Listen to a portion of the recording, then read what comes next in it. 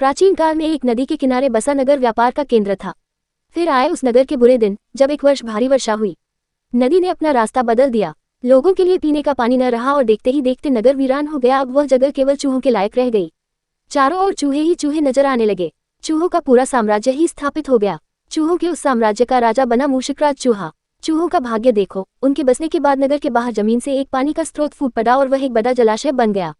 नगर से कुछ ही दूर एक घना जंगल था। जंगल में अनगिनत हाथी रहते थे।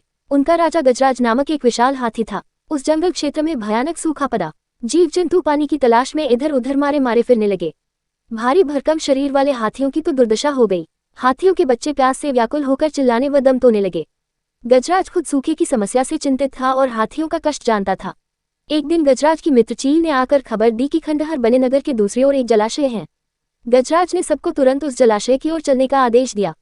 सैकड़ों हाथी प्यास बुझाने दौड़ते हुए चल पड़े। जलाशय तक पहुंचने के लिए उन्हें खंडहर बने नगर के बीच से गुजरना पड़ा। हाथियों के हजारों पैर चूहों को रौंदते हुए निकल गए। हजारों चूहे मारे गए। खंडहर नगर की सिक्के चूहों के खून मांस के कीचड़ से लथपथ हो गई। मुसीबत यही खत्म नहीं हुई। हाथियों का दल फिर उसी रास्ते से लौटा।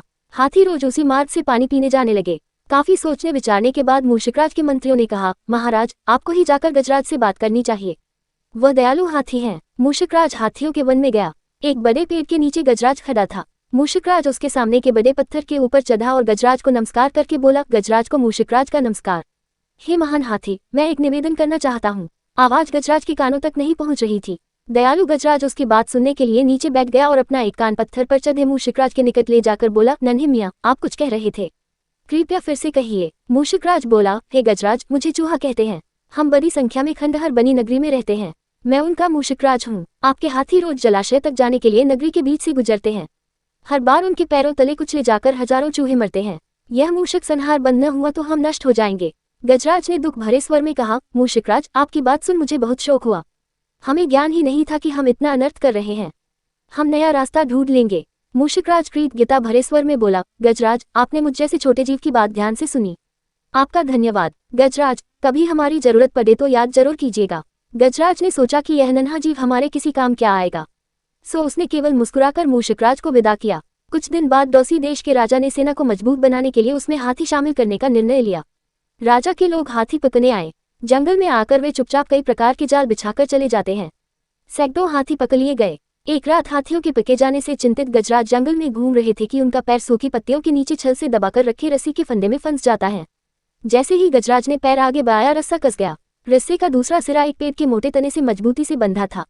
गजराज चिंघाने लगा। उसने अपने सेवकों को पुकारा, लेकिन कोई नहीं आया। कौन फंदे में फंसे हाथी के निकट आएगा। एक युवा जंगली भैंसा गजराज का बहुत आदर करता था। जब वह भैंसा छोटा था तो एक बार वह एक गड्ढे में जा गिरा था। उसकी चिल्लाहट सुनकर गजराज ने उसकी जान बचाई थी। चिंगाहट सुनकर वह दौड़ा और फंदे में फंसे गजराज के पास पहुंचा। गजराज की हालत देख उसे बहुत धक्का लगा। वह चीखा, ये कैसा अन्याय है। गजराज, बताइए क्या करूं? मैं आपको छुड़ाने के लिए अपनी जान भी दे सकता हूं।